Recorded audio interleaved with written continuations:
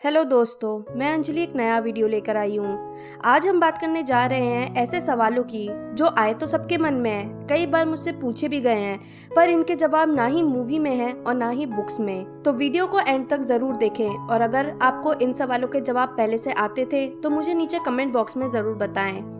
तो टॉप 10 ऐसे सवाल जो सबसे ज्यादा पूछे गए हैं और आज तक अनआंसर्ड है, इस वीडियो में हम जानेंगे। तो सबसे पहला सवाल जो पहली मूवी या बुक पढ़ते टाइम ही हमारे दिमाग में आया था कि जब हैरी को फर्स्ट ईयर में क्विडिच टीम में ले लिया गया था, तब बताया गया था कि लगभग पिछले 100 सालों में कोई भी फर्स्ट ईयर के स्टूडेंट को टीम में नहीं लिया गया। सेकेंडली, ट्राईआउट्स के बिना भी नहीं लिया जाता था किसी को भी टीम में, और क्योंकि सीकर की पोजीशन खाली थी इसलिए हैरी को ले लिया गया। और बेचारा मेलफॉय जो एक्चुअली उड़ने में एक्सपर्ट था, हालांकि मैडम हुच के अकॉर्डिंग वो झाड़ू गलत तरीके से पकड़ता था, पर वो एक्चुअली बहुत अच्छा था उड़ने में, वो भी टीम में जगह नहीं बना पाया बिकॉज ऑफ द रूल्स। तो आखिर 100 साल पहले कौन था जो 11 साल में क्विडिच की टीम में आ गया था? तो इसका जवाब है कि हैरी 1991 में हॉगवर्ट्स में आया और टीम में सिलेक्ट हुआ, और रॉन, मैकगोनिकल और हैरी के अकॉर्डिंग पिछले 100 सालों में कोई भी फर्स्ट ईयर का स्टूडेंट टीम में नहीं लिया गया था, यानी 1890 से लेके 1893 अप्रोक्सीमेटली। लकीली विजर्डिंग वर्ल्ड साइट पर इवन फैंडम पेज पर हमें पूरी टाइमलाइन मिलती है कि किस ईयर में विजर्डिंग वर्ल्ड में क्या हुआ था, और हमें एक पॉइंट मिलता है जो हमारे आंसर को जस्टिफाई कर सकता है। 1892 में एक ऐसा इंसान हॉगवर्ट्स गया था जो आज तक का सबसे महान, होनहार, स्किलफुल विजर्ड माना जाता था, जो कि हर चीज में एक्सपर्ट था। विजर्ड पेरेंट के कारण उसने बचपन में ही उड़ना भी सीख लिया था, और वो और कोई नहीं बल्कि एल्बस डम्बलडोर थे। एल्बस 1982 में स्कूल के फर्स्ट ईयर में थे, और उस टाइम टीम में शामिल होने के लिए ये रूल नहीं था कि आप फर्स्ट ईयर में हो तो टीम में नहीं आ सकते।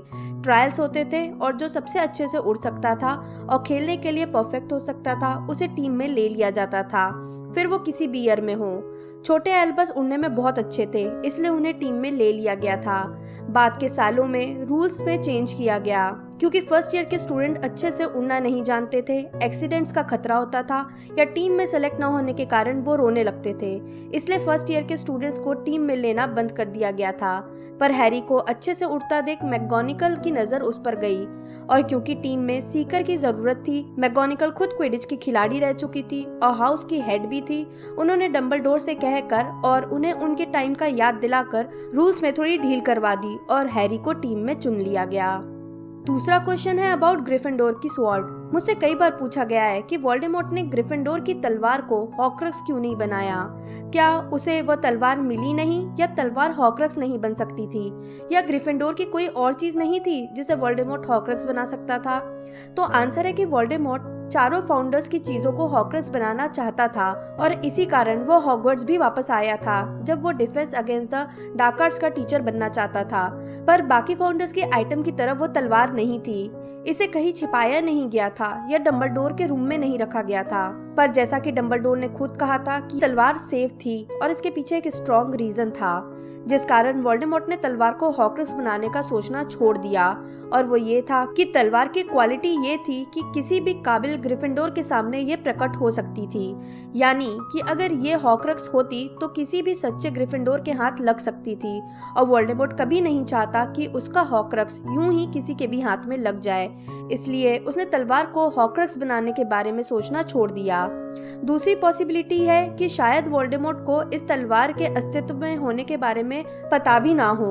हैरी को भी ये तब पता चला था जब उसने सॉर्टिंग हेड से हेल्प मांगी थी, और वो एक सच्चा ग्रिफिंडोर था, तभी उसे इसके बारे में पता चल पाया था।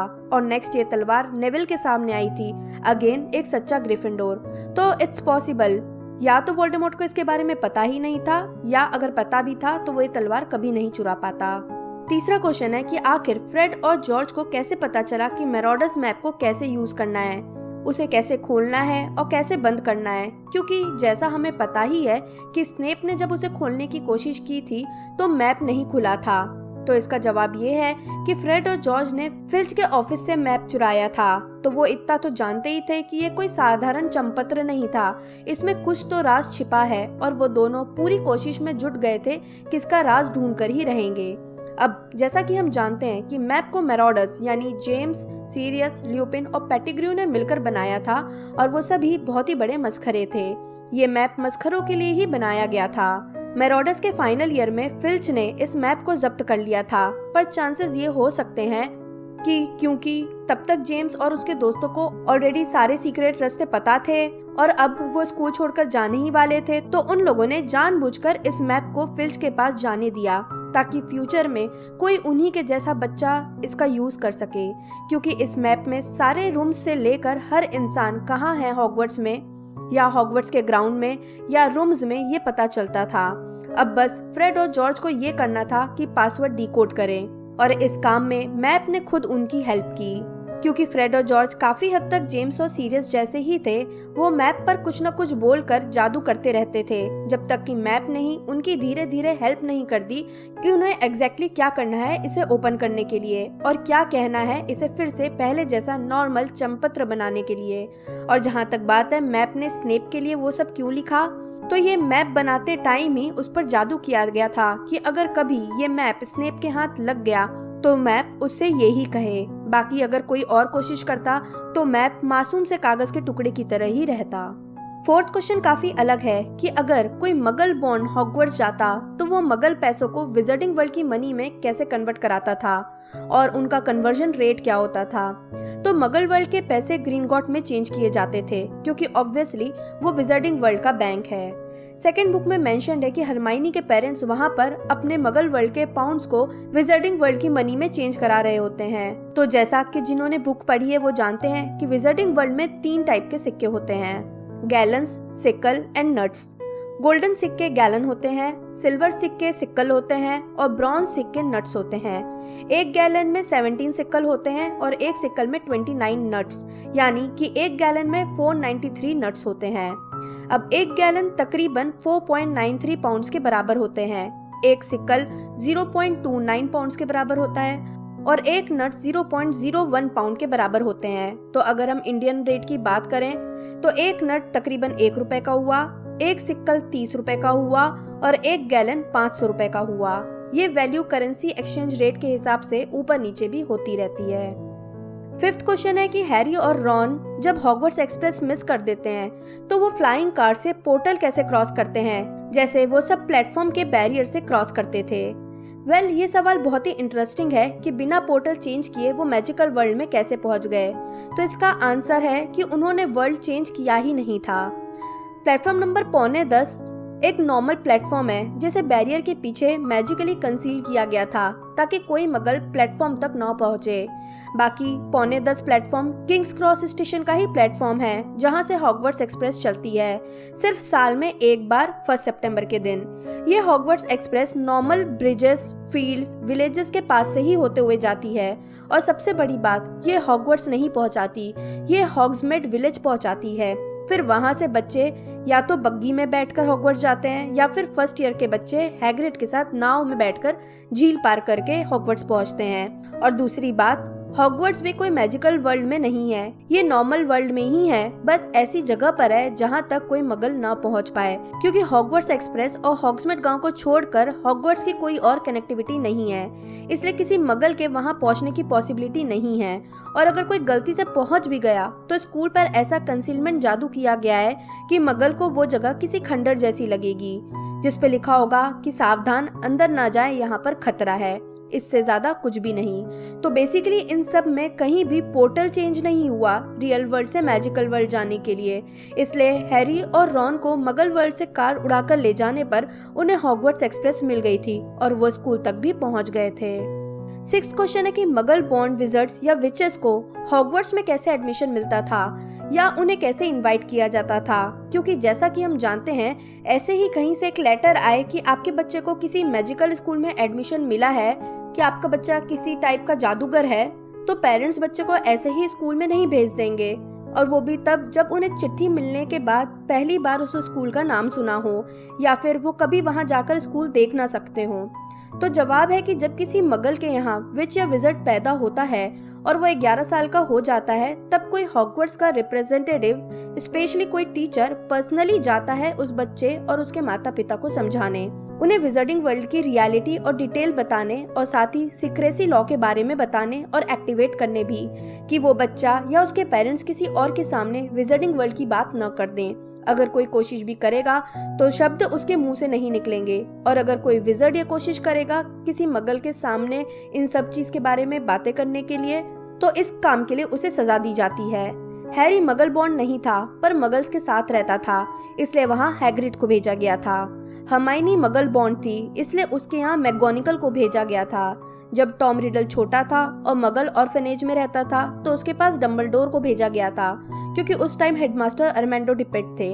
इस तरह किसी न किसी रिप्रेजेंटेटिव को भेजा जाता है कि वो जाकर उस बच्चे और उसके पेरेंट्स को समझाएं विजर्डिंग वर्ल्ड के बारे में। हो सके तो उन्हें उनके सामने जादू डेमोन्स्ट्रेट करके दिखाने की भी छूट दी जाती है, ताकि सामने वाले को यकीन हो जाए। 7th क्वेश्चन है कि फाइनल बैटल के बाद डार्क मार्क का क्या हुआ जो डेथ ईटर्स के हाथ में था।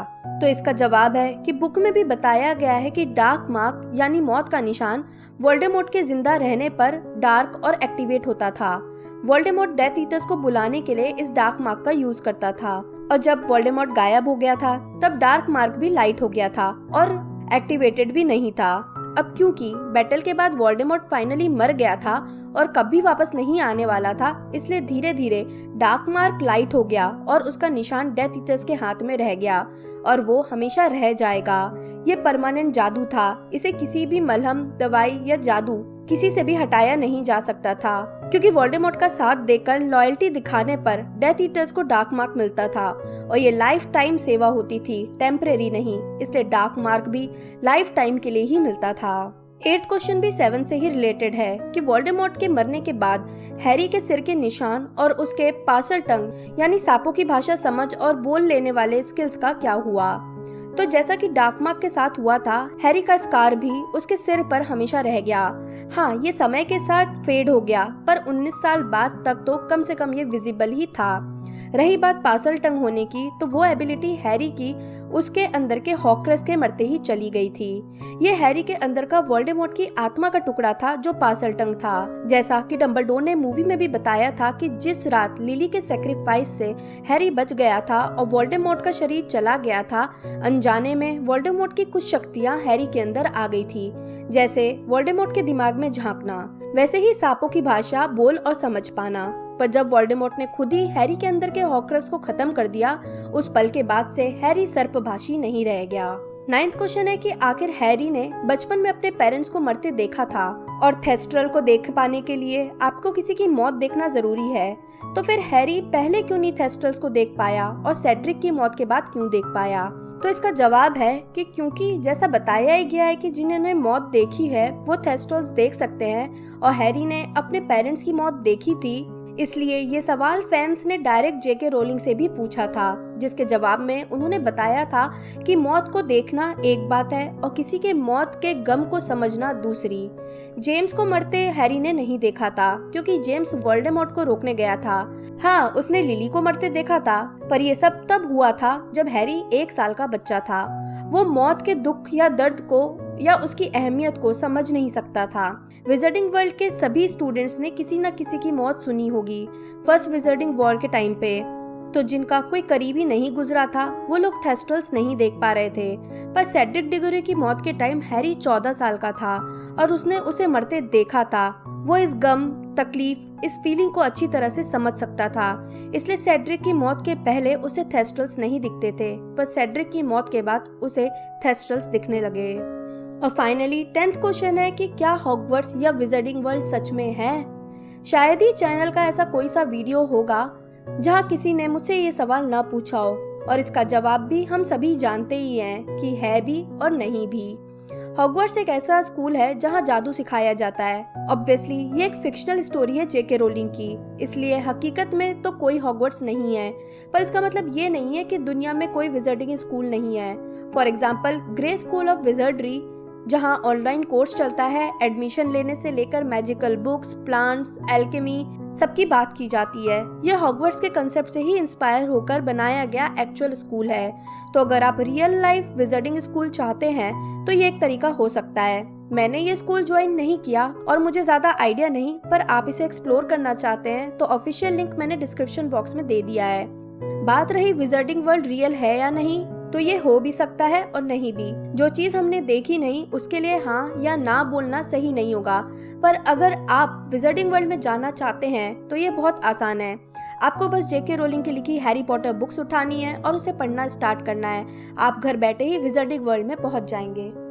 तो दोस्तों, ये थे वो 10 सवाल जो मुझसे कई बार पूछे गए हैं और जिनके जवाब बुक्स में भी नहीं है और ना ही मूवीज में। आपको इनमें से कितनों के जवाब आते थे मुझे नीचे कमेंट बॉक्स में बताएं।